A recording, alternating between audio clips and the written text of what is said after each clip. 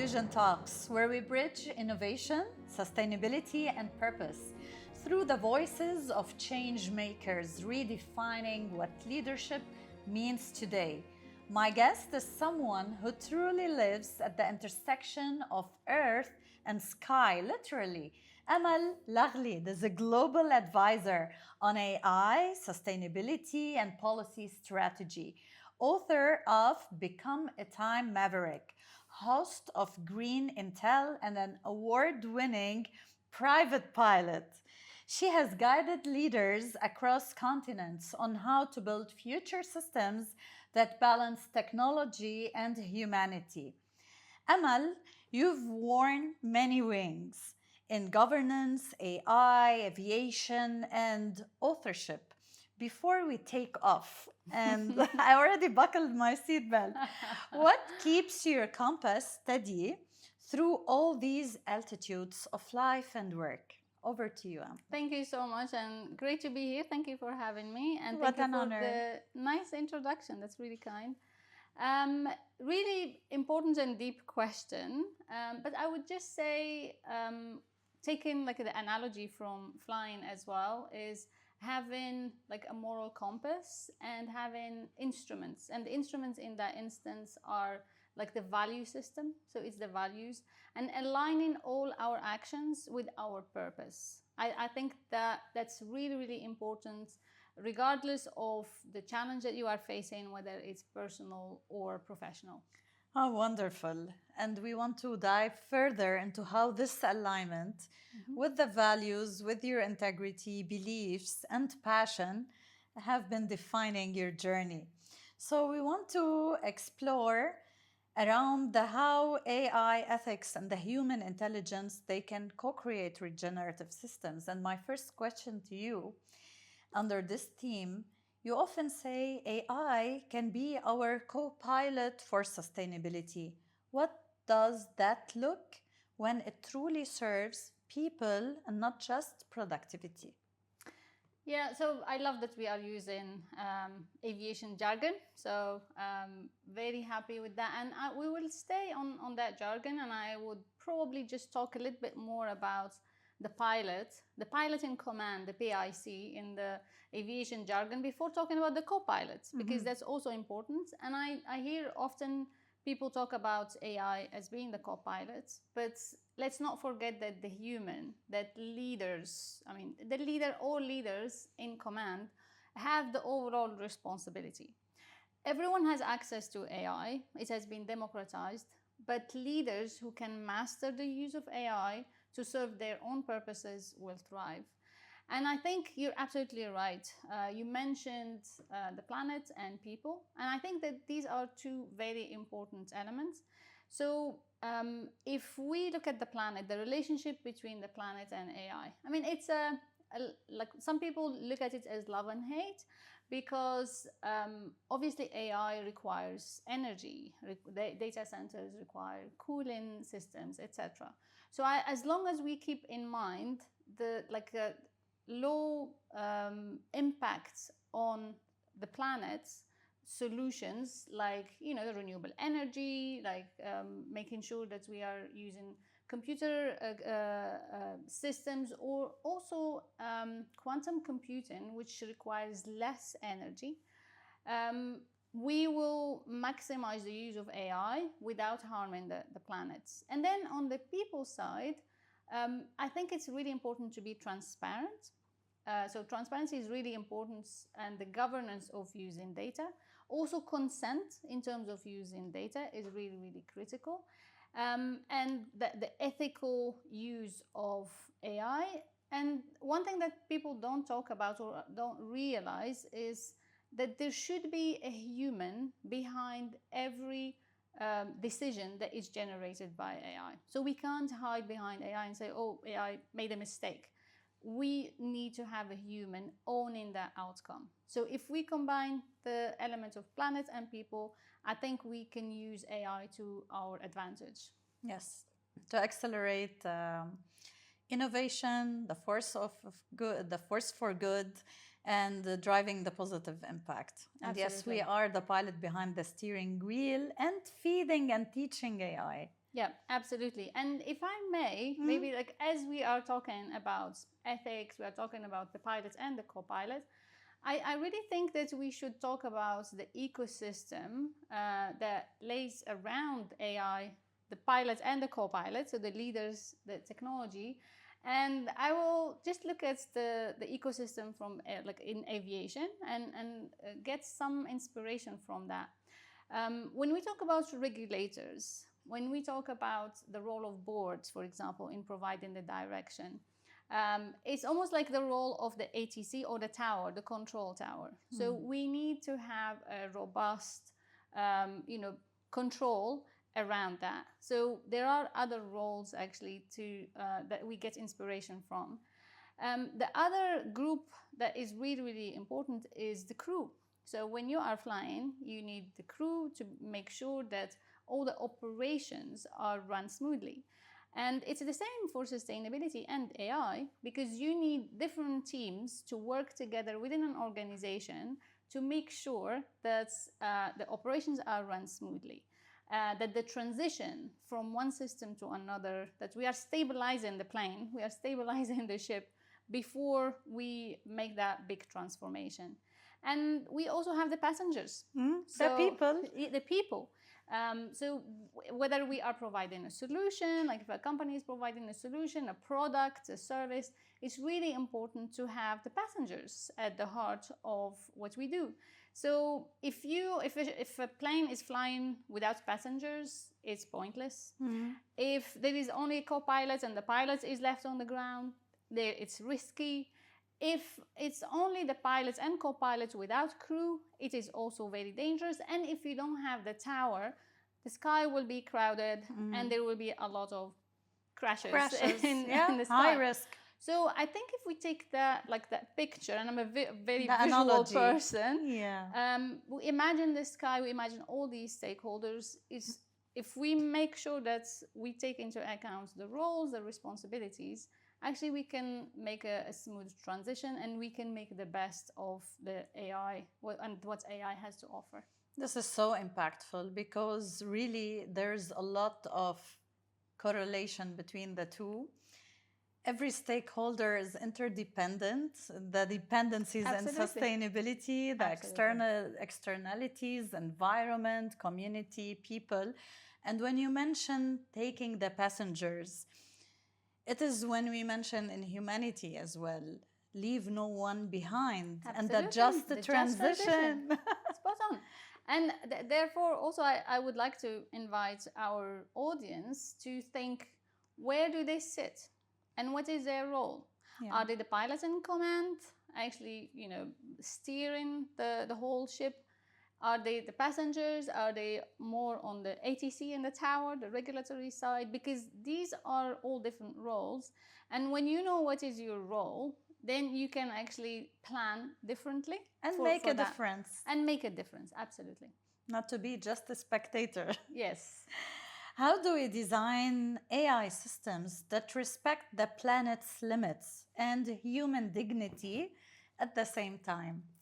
Yeah, so I touched upon this a minute ago, and I think it's really, really important. It's really about the balance. I mean, I get this question a lot, and people say, "Oh, well, we like the impact of AI on the planet. I mean, it's uses the energy intensive, etc." I mean, my question back is, can we actually live without AI? Can we just stop AI, switch off the light switch or the tap and just, can you imagine your life without AI? Or internet. Or internet, but if we are talking about AI and the impact on the planet, I think that this is not the right question anymore because we are way past that stage. And the other thing is, we have been using AI for a while. We have been using map navigation systems. I don't want to mention any brands, but we have been using so many tools, but we just didn't call them AI. Yeah, for 50 years, AI has been there in automation. So it's only because of, maybe ChatGPT and because that democratized access, so everyone could create with AI, and this was over the last couple of years. The world looks very different now. we can accelerate how we execute on things. But that doesn't mean that we shouldn't put all the thinking behind it before getting to the execution. So I think that, that train has left the station, or the plane has taken off already. So the question is like, how do we maintain being mindful of the use of natural resources? So I think this is like a complex question, because when we look at, if we talk about electric vehicles or electric batteries, unless we look at the overall cycle, including the minerals we use, including the recycling of the batteries, etc., there is no easy question, because we will require natural resources and minerals. We will need to have a system for recycling. And actually, I have seen companies that now plan for the recycling of whatever they create. The circular economy. I look at wind turbines, for example. So everyone would say, okay, wind turbines are a really good solution to provide clean energy. But the life cycle of the wind turbines sometimes is 20 years. Okay, unless you have a decommissioning plan of the wind turbines at the beginning of the project, you will end up with tons of metal and you wouldn't know what to do with it. I actually love some art that has been created in Scotland with some the remnants, or with metal plates from wind turbines. Yeah, but the end of life repurposing. Yes, and this is nice, but we will need to actually have a decommissioning plan at the beginning. And like with AI, it is also similar. So we need to make sure that we are, one, assessing the impact. We know what is the end impact. End to end, because we talk about the impact. Okay, well, can you tell me what is the exact impact, which is with precision? So if we assess the impact, then we can, exactly. So we need to measure it, and we can design strategies around, like, how can we transition from like an energy intensive to less intensive? And I mentioned quantum computing because it requires less energy.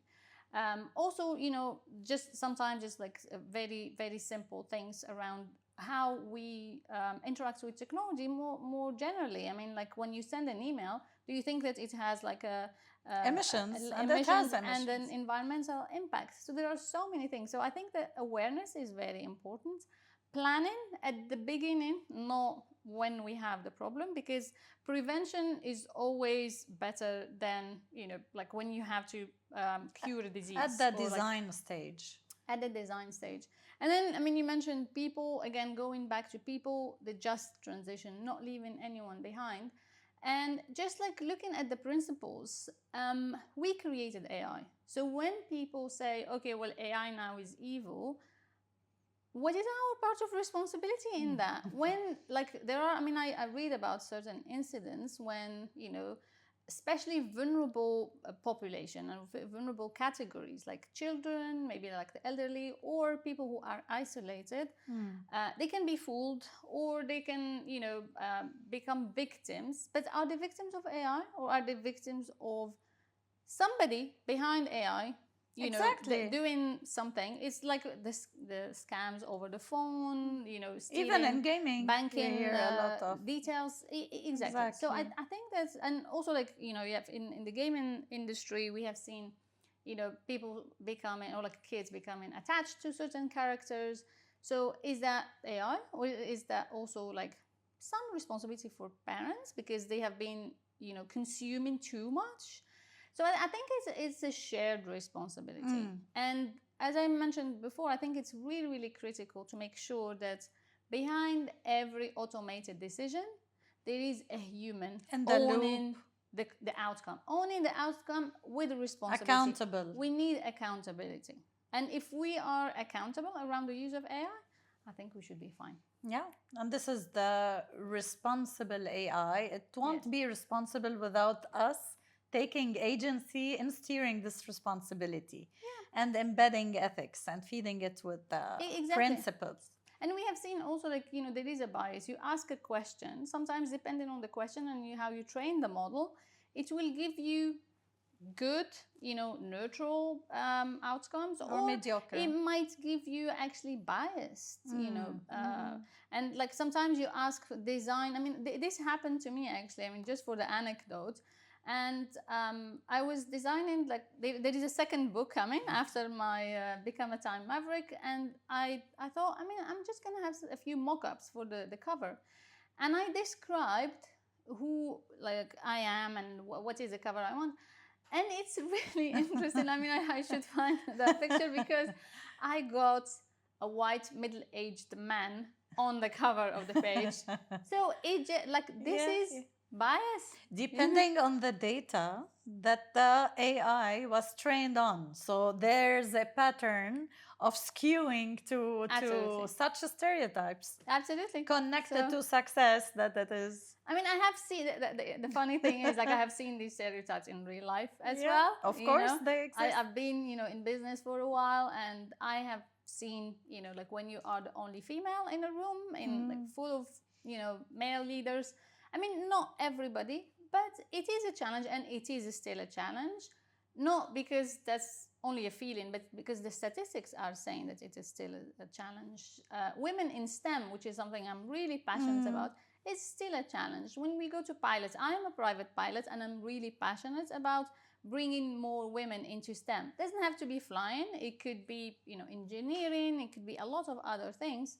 The numbers don't lie. So there is still a lot for us to do. Men and women, we need to work together to make sure that we have more equality in certain industries and equal opportunity as well. Yeah, and equity as well. Even, when it comes to female founders of climate tech, fintech, they don't receive the same support from VCs. It's less than 2%. So you see that trend towards and founders in general, not just in the climate area. I mean, I know we are talking about climate and about sustainability, but just founders in general, women in finance. There is a lot that we could do collectively, and it's it probably starts very early. It starts with children, and we might have the chance to talk about that a little bit more later. Yeah, can't wait. For leaders sitting on the edge of this transition, unsure how to start their AI sustainability journey, what's one first courageous step? What do you advise them? I will give it a suggestion, which is picking like an important problem that they are facing. If we are talking about sustainability, something that will have an impact, and taking like a 90 days pilot. And giving it like the right resources, the financial resources, but also like human resources and accountable people with specific responsibilities to drive it. And then assess. Also publish, be transparent, be bold, get other people to hold you accountable. And if it doesn't work, you can iterate and move on. So fail fast, plan, build fast, fail fast, and then move forward. It is not a sprint, it is a marathon when it comes to sustainability efforts, and sometimes the journey takes time. But if you want to just take a step, if you say, okay, well, this is my plan for 5 years, and you go to your stakeholders and you say, well, in 5 years, I will do these things.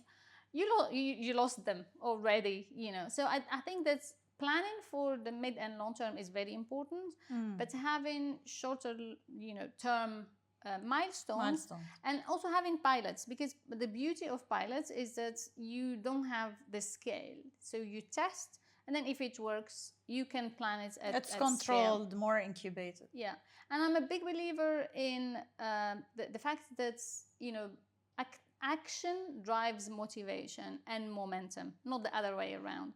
People who wait for the motivation or the right time, they might never. It will never be perfect. So they need the leap of faith. And that's what actually a whole chapter in my book, which is just about the power of good enough instead of chasing perfection. I think for me, it has been a game changer.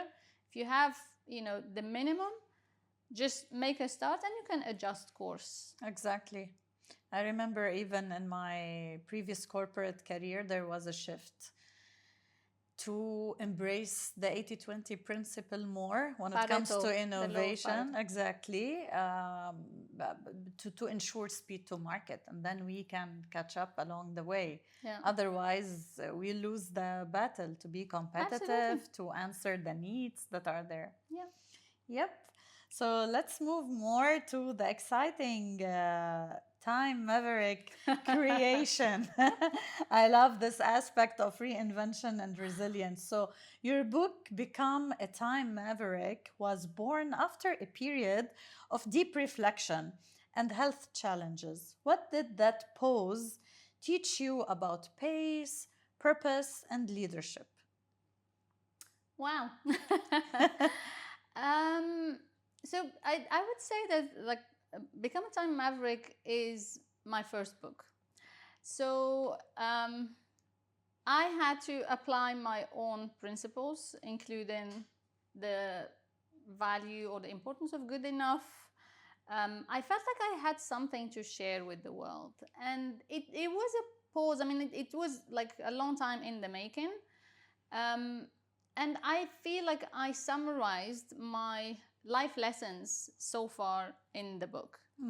Um, so you know, like life throws a lot of things at us, and I'm a big believer in like what I call the Sphinx effect. You know, where you are reborn after each big challenge, and when I talk about big challenge, is like losing someone dear or having like a big health challenge or facing death yourself. Disruption that shakes you. Exactly. It shakes your core. It makes you step back and think about where are you heading, what is your moral compass telling you, and how would you like actually to continue the journey. Very often we take time for granted until we realize that we shouldn't. So very often it's something that happens that triggers that. And you know, for having talked to a lot of people, it is very often the case. I mean, in the book I say like time flies, but we are the pilots. Again, to stay with the Yeah, with that theme, aviation with theme. aviation theme.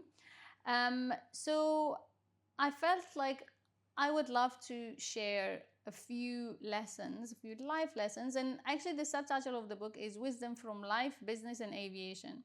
There are so many parallels between life and aviation. And maybe I would just mention one, for example, that I talk about also in the book, which is when you want to fly from A to B, you have to plan very carefully. You plan everything. You plan, obviously, like you check your aircraft, you have a checklist, you need to look at everything very safety. And then you plan the fuel, the distance, the altitude, Food. the time, the food, everything. Then once you are airborne, you need to be a little bit flexible because sometimes you might hit a storm. Exactly. And you might need to change course, and you have to be decisive, and you might need actually to divert completely. So life is a little bit like that. True. You know, as long as you know where you are heading, like different routes can take you to the same place, but you need careful planning, but you need also flexibility because you can't plan everything in life. And as we we commonly say, we can't control what life throws at us, but we can control how we behave and react. Deal with it. Yes. So for me, that was like a summary of my life lessons so far. Which talks about the power of good enough, but also the power of kindness towards ourselves and towards others. I talk also about the power of energy, because when we talk about time, a lot of people ask me, is this book about time management? It's not about time management. It's much bigger than that. It's how you align all your actions with your purpose. And actually, when you know what is your purpose and you align your actions with it, time takes a completely different dimension. Also, time is not equal. If you take an hour in the morning and an hour in the evening, what you can achieve in these 2 hours is actually very different. We normally have a certain number of energy units a day. It's not hours. We have hours, but we only have like a limited amount of energy. So we need to plan our most important tasks around where we are high on energy. And if we are like, we shouldn't leave our battery until it's red. Once we feel like we are low on energy, we need to recharge, and we need to recharge every day. I mean, if our phone or tablet actually, runs out of energy, it switches off. Sometimes that's also what we need to do, is switch off, take some rest, and then come back stronger. Re-energize. Exactly. So looking at time in relation to energy is very, very important. How do you invest your energy actually? Are you investing in your goals and in your purpose? Or are you wasting it because other people decided to tell you how to use your time? And sometimes it's not even conscious, but people will drag you into things that you haven't chosen, and you realize by the end of the day, how did I spend this day? It was wasted. Or it was constructive. At least you didn't decide what to do with your time. Sovereignty. I think it's really, really important. Yeah, sovereignty Sovereignty agency. over time. Yeah. Again, assuming responsibility of your own destination and destiny. Absolutely. Take more charge. Absolutely. And capitalizing on this. So flying, yes, requires precision, the whole planning you mentioned, and surrender due to the uncertainty. How has the cockpit shaped the way you make decisions on the ground? So from the sky to earth. Yeah, I mean, you need to use your instruments, and like in flying, there are two types of flying. What we say like visual flying, and you have also on instruments, which means like if you are flying at a certain altitude and you can see around you, that's fine. You can see that, okay, well, I have a cloud in front of me, I can avoid it. I have traffic coming my way, I can avoid it. But sometimes you are navigating in the clouds, and we call it instruments flying. You don't see anything. So you need to use the internal instruments you have. And again, going back to what are your instruments? Yeah. So I think the first thing to ask ourselves is like, what are our instruments? What is, like moral compass? Do we know where we are heading? Can we check midpoints if we are still heading in the right direction, correct course? So I think it's being decisive, because sometimes it's like you have to scan your instruments very quickly and decide. There's also like an expression in aviation that pilots will recognize, which is aviate, navigate, communicate. So three distinct steps, and they come in this order. I think in life is the same thing. When we say aviate, is you are responsible in that plane. You have to watch the instruments and stabilize the system, whether it's in your life or in like in your professional life or personal life. You need to stabilize your system, and that's aviate. Navigate is like you are taking the course that is the best in terms of managing risks. So I have like 3 options. This one is really risky. This one is the safest in managing risks, not the easiest. So to get to my destination, so I will go with that. And then communicate with the tower. I mean, in flying, you communicate with the tower. You don't start with communicating with the tower. Which means you communicate with people around you, with your family, your friends, your teams. It is really important. But if you start actually with communication, or prioritize communication, which is very important, don't get me wrong, you might forget about where the plane is going, and you might do something that you are not supposed to do. You might stay on the ground. I mean, like you might stay on the ground, or if you are going, there might be traffic that you haven't seen, because we have limited attention span. Distraction could be generated. Exactly. So if we apply this rule, aviate, navigates, communicates in our lives. I mean, just like, because your question was about how you get inspiration from the skies, from like flying on the ground. I think there are a lot of parallels, and I love that. I love it. It's stuck in my mind. So next time we were thinking, aviate, navigate, communicate. You're exploring children's books and storytelling. Why do you believe imagination is the most powerful sustainability tool of all? Yes.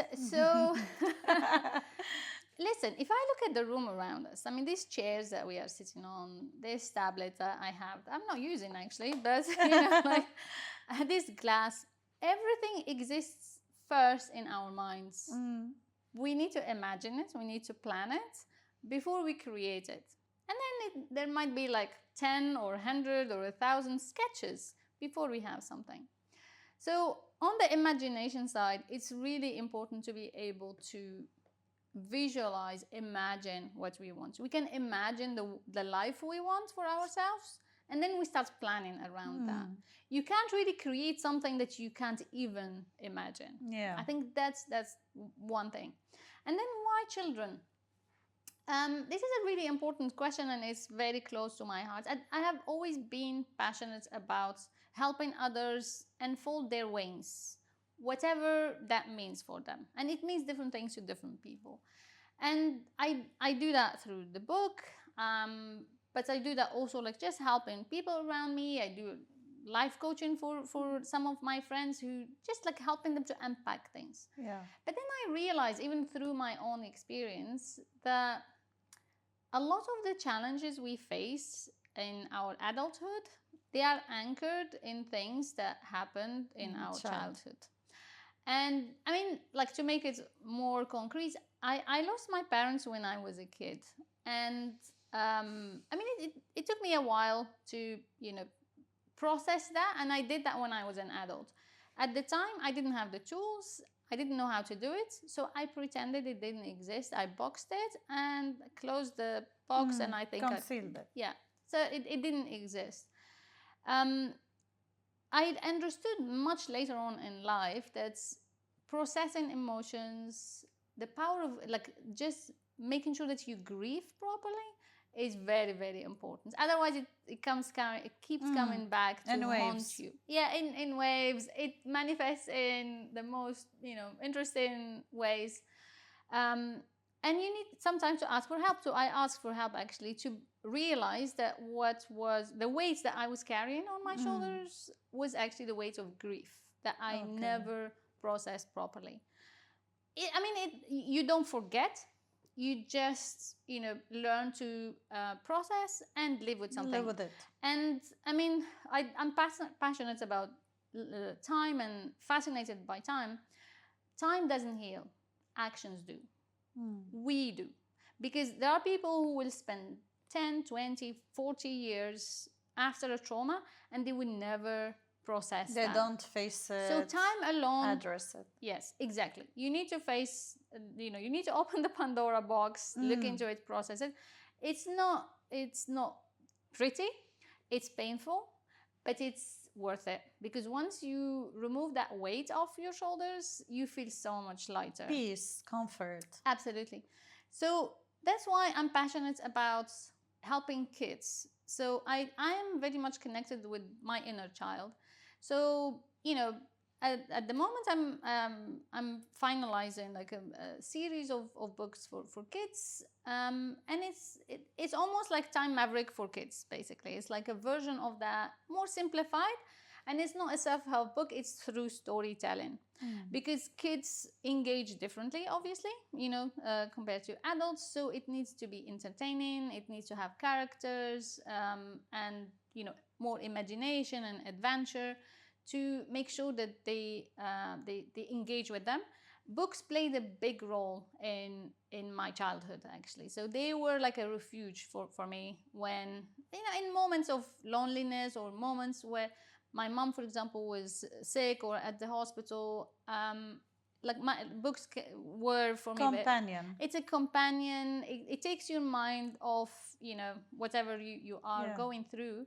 But if you have also values and principles distilled through storytelling, that could be very, very powerful. You shape the children. Exactly. So I would like to contribute to that through, fun stories, but fun stories that include kindness, that include like connection with our emotions, the fact that it's okay to be sad sometimes, and like through characters to teach kids what to do about all of that. To be very real as well, not to Absolutely. show the perfectionist side. to ground them. Yeah. And yeah. Yeah, exactly. So I'm really, really excited about that. And it has been a really interesting journey. And I got more inspiration to do that since like a recent health mishap I had. So I had a sports injury. I love sports, I love adventure. And 6 months ago, I had a serious sports injury. And it just inspired me actually to like the version of me that was reborn out of that injury was telling me that I should write more for kids, because the injury actually brought back some of the memories as well, you know. So because every injury or every trauma, injury in the sense of like physical and emotional, Soulful, yeah. it actually brings back older stuff as well Yeah. to the surface, so it emerges to the surface. So yeah, so I feel like I'm reborn out of that, much more resilient, much more actually grateful for everything I have, but also more determined to make a positive impact. And that's one route that I'm using to achieve or like fulfill that desire, is to write books for children. So first of all, alhamdulillah Salimi. I Allah don't know how to يسلمك. express it really in English. And second, I admire your resilience, and through those calamities or life's challenges, how you were reborn. In Lebanon, we say الطائر الفينيق. and you are coming closer to your calling, which has been always around impact, but you are distilling, you know, the choices that you want to materialize and the dreams that you want to manifest.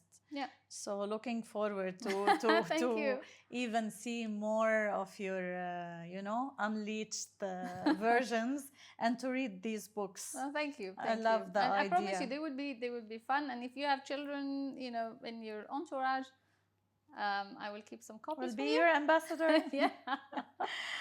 So Amal, let's move to the final Fire Up series of. Okay. Basically, if you can answer in one word, it would be great. It's challenging. Okay. Yeah, it is. So, innovation to Amal, what's your one word on innovation? Innovation, I would say possibilities. Leadership, one word that defines it for you. Service. AI, friend or foe?